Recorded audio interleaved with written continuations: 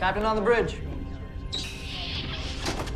Alright, captains, we are back on the bridge, and today, yes, we got something to go over from the Star Trek Online official Twitter feed, so on screen.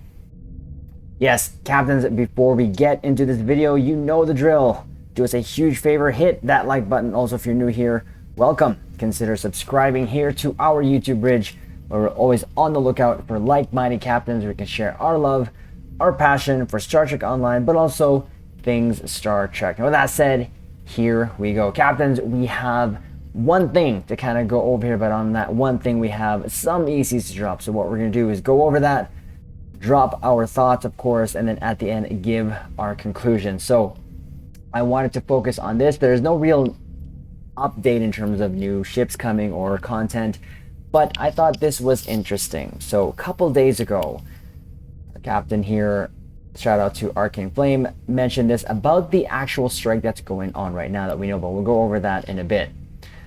So it says, I'm kind of wondering how the strikes are going to affect Star Trek Online. I'm guessing if we get an episode or TFO later this year, it will be our last for a decently long time. Now, of course, that being said, that is coming from this, as there is a writers and actors strike going on. Now, of course, there's a lot of reasons, but there's some things that I thought that was quite interesting that we want to kind of pick out here. First one here actually is this from CNN site here. So Los Angeles CNN on Friday. So this article was from actually today, the 17th, as they're recording this video, but releasing it on the 18th. But on Friday, the SAG-AFTRA, a union representing about 160,000 Hollywood actors, officially went on strike after failing to reach a deal with Hollywood's biggest studios. Now, of course, a lot of the voice actors that we get in Star Trek Online have to be SAG. Okay, they actually have to have that in order for them to have their voices in Star Trek Online or anywhere in terms of voiceover. So it says here, that means Hollywood actors and writers are on strike simultaneously for the first time in more than 60 years, bringing most film and television productions to a halt. So that means, of course, Strange New Worlds, as of the recording of this video, is still on, and we're going to get the whole season. But anything after that we're kind of waiting on is like Discovery Season 5. That's probably stopped, unless they've already recorded everything. I'm not sure on that. Captains, if you know, comment below. There is that Michelle Yeoh movie for her Section 31. That's not happening anymore. And of course, whatever else that we thought was coming, maybe that Star Trek Legacy. Of course, there's no official announcement on that, nor will we have an probably official announcement on that anytime soon. So what does that mean for Star Trek Online? Well, again, we're going to go back to this tweet here, because they actually responded to that. So Star Trek Online said, we're looking into how the strike affects us, but I saw this and wanted to assure folks this is not the plan or the case. We'll keep producing episodes and TFOs. Awesome. But are they going to have voiceovers? No. The writers are probably, of course, employees, obviously, of Cryptic, of Star Trek Online. So they're going to be able to keep going on as planned, maybe just minus some voice actors. So what does that really mean to as well? Well, a lot of the charm of the recent episodes, especially the Fujiwara effect, comes from the Star Trek Online actors. I guess not just Fujiwara effect, a lot of our episodes here in Star Trek Online. We have a plethora of actors from TNG, from DS9, who have come back and lent their voice to Star Trek Online, and it's given a charm and of course brought Star Trek Online closer to Star Trek. And of course that's why a lot of us love Star Trek Online. I feel that these next coming episodes or TFOs are just going to have a lot of text. I could be wrong, but again, you have to be SAG to do voiceover. So if they're on strike, what is that? I don't know. Does that mean we're going to get any voice at all? I'm not sure. And at least we're getting confirmation from Star Trek Online directly that they're not going to stop. They're going to keep going, and that's good. How long is this going to last? I don't know. Now, something else interesting here that we saw here from Google when we Googled writers and actors strike was, they said, why are writers and actors going on strike? They say inflation is outpacing the scheduled pay bumps in their contracts, and both writers and actors fear the threat of unregulated use of artificial intelligence. The actors say studios want to be able to use their likeness without having to hire them or pay them. That is quite interesting. Now, we all know the recent AI sort of explosion here in terms of it really kind of going everywhere.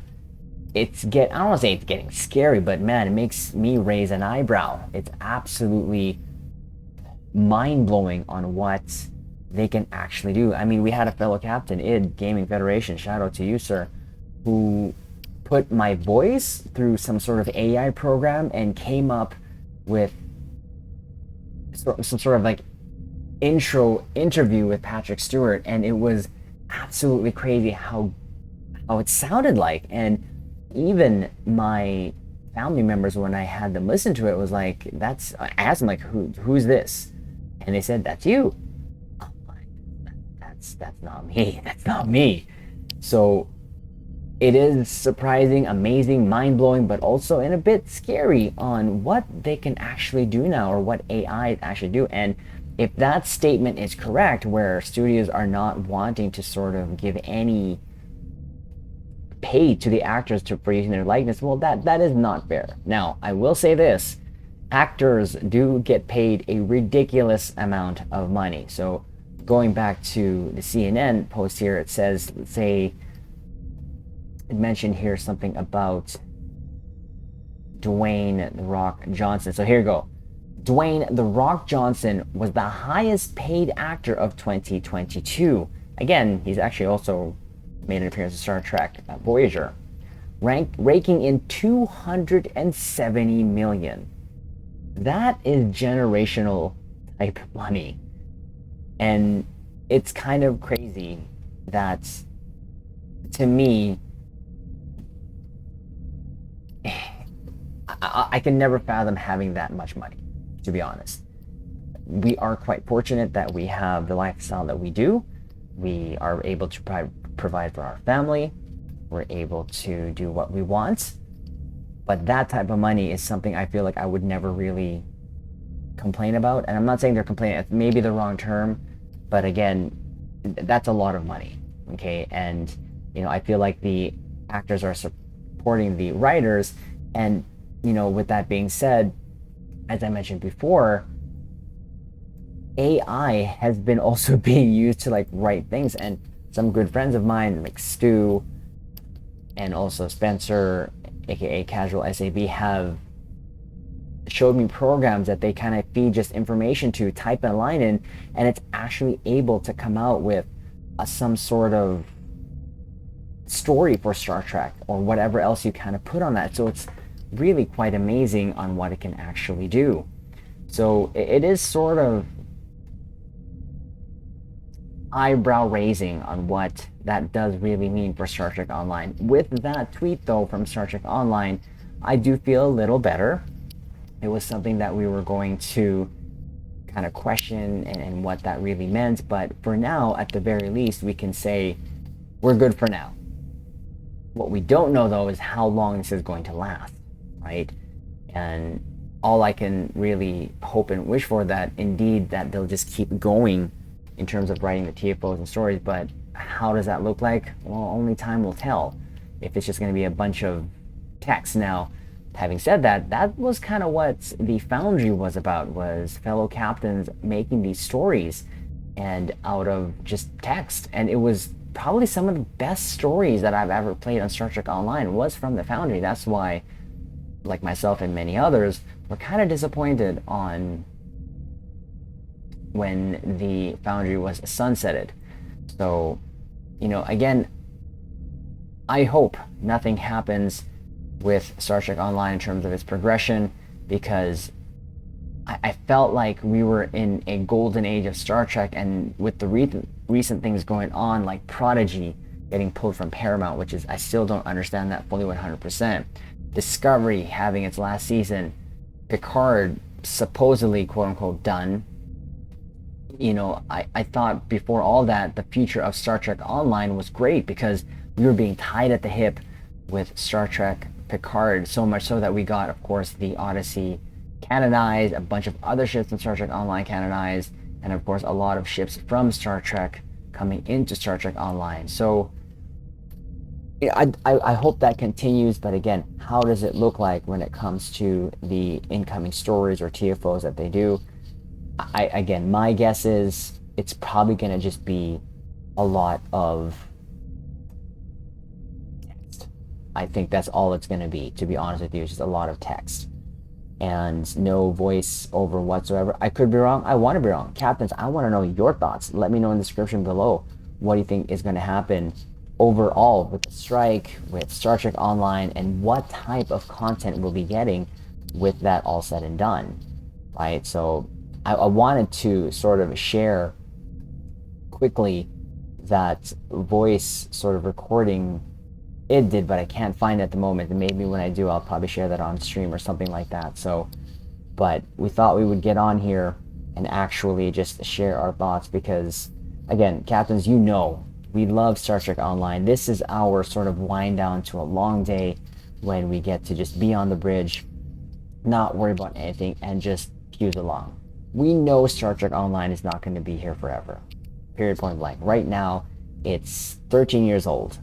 And I even though with all the Star Trek, if it all ended today, I still feel that Star Trek Online can give us a lot of content because prior to Discovery coming on screen, they were pulling story threads from the TNG, from DS9, way before when all this Trek happened. So I still feel like they'll be able to do that same thing again, and then of course tell the story that they want to. And again, I think I found it here, Captains. Hold on, let me see here if this is indeed it. And I'm not going to play the whole thing, just a little bit of it. So again, this is from id Gaming Federation, feeding my voice to an AI sort of generated audio thing, and this is what it came up with.